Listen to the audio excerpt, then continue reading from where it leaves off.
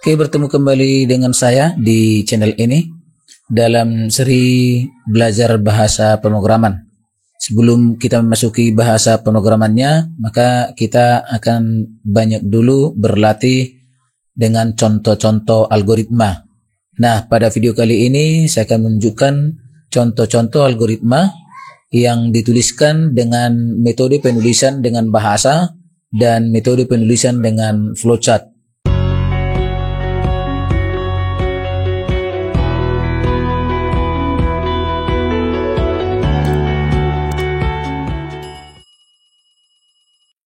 Contoh yang pertama adalah algoritma menghitung luas segitiga. Nah, algoritmanya boleh dituliskan sebagai berikut. Langkah pertama, mulai. Yang kedua, inisialisasi variabel A, T, dan luas. Nah, fungsi proses inisialisasi ini adalah menentukan muatan atau jenis variabel A, T, dan luas tersebut. Kemudian langkah ketiga, input A, yaitu luas alas, dan T adalah tinggi segitiga. Langkah keempat, hitung luas sama dengan A dikali T per 2. Langkah kelima, output luas. Jadi di sini dia menampilkan hasil dari proses perhitungan yang ditampung oleh variabel luas tersebut. Dan langkah keenam atau terakhir adalah selesai. Ini adalah dalam penulisan bahasa. Kemudian dalam bentuk flowchart dia boleh dituliskan seperti ini. Mulai dengan simbol seperti ini, ya, mulai dan selesai simbolnya sama dalam bentuk seperti tablet. Kemudian input alas dan input tinggi. Nah, ini gambar simbol jajaran jenjang ini berfungsi untuk menampilkan input dan output. Jadi sama. Input dan output simbolnya sama. Input alas, masukkan nilai alas. Input tinggi, masukkan nilai tinggi. Kemudian di sini proses yang ditandai dengan simbol persegi. Luas sama dengan alas kali tinggi per 2. Jadi nilai alas dikalikan dengan nilai tinggi, kemudian dibagi 2. Hasil operasi ini disimpan ke dalam variabel luas.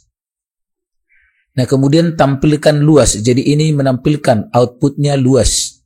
Ditandai dengan simbol jajaran jenjang. Dan berikutnya selesai. Kemudian contoh yang kedua, algoritma mencari keliling lingkaran. Algoritmanya langkah pertama mulai. Yang kedua, inisialisasi variabel R, V, dan K. Nah, inisialisasi ini adalah menentukan jenis nilai yang akan ditampung oleh variabel-variabel ini.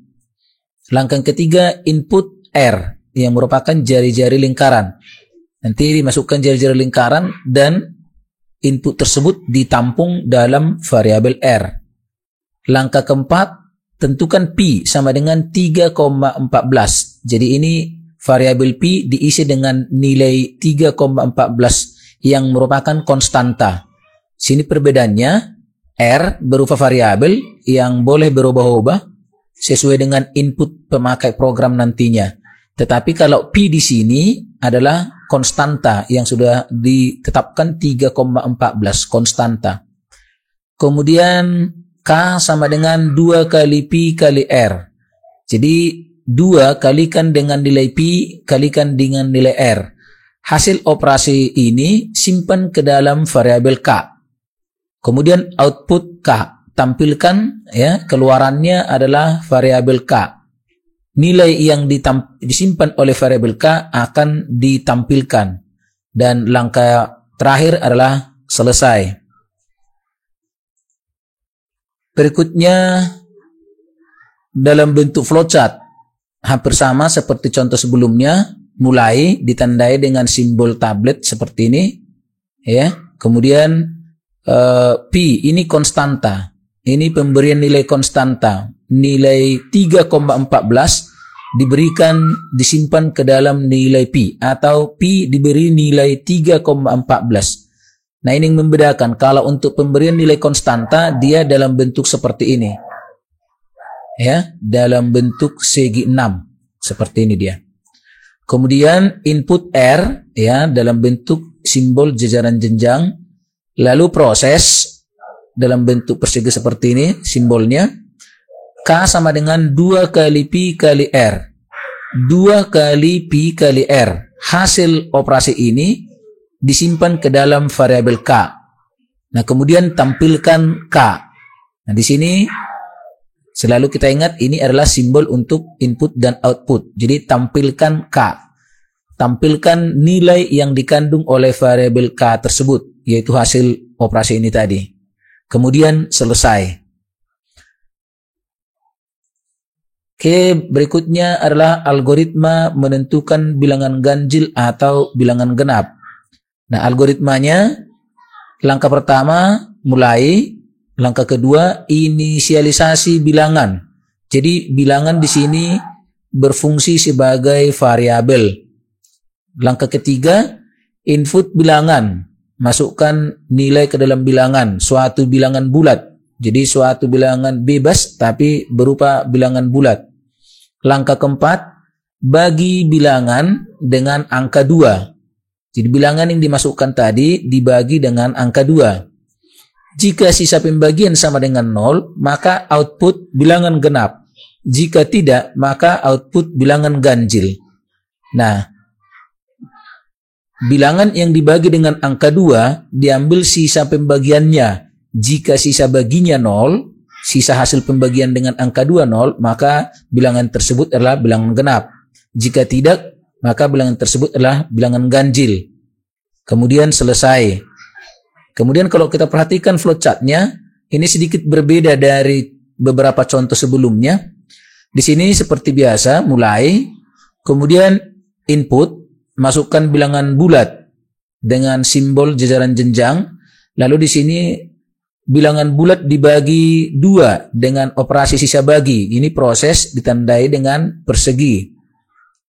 Kemudian di sini ada sisa bagi. Nah, di sini ada tes kondisi jika. Apabila ditemukan jika dalam flowchart, dalam algoritma, maka dalam flowchart ditandai dengan simbol belah ketupat seperti ini. Ya, itu bedanya. Jika di algoritmanya atau dalam soalnya ditemukan jika seperti ini, maka dalam flowchartnya simbolnya seperti ini dia. Nah, setelah dibagikan dengan 2, jika sisa baginya sama dengan 0, maka tampilkan genap. Jadi bilangan genap. Jika tidak sama dengan 0, maka bilangan ganjil. Nah, kemudian selesai. Nah, di sini sedikit berbeda. Tadi saya katakan sedikit berbeda dari contoh sebelumnya, bahwa ini adalah percabangan. Di sini ada tes kondisi yang mengatakan ya atau tidak. Jika ya, maka masuk ke cabang ini. Jika tidak, masuk ke cabang ini. Kemudian dari cabang ini ataupun dari cabang ini, cabang genap atau cabang ganjil, semuanya kembali bermuara di selesai. Oke, demikian beberapa contoh algoritma. Mudah-mudahan beberapa contoh algoritma ini dapat membantu kita memahami bagaimana cara menuliskan permasalahan dalam bentuk algoritma dalam bentuk bahasa dan algoritma dalam bentuk flowchart.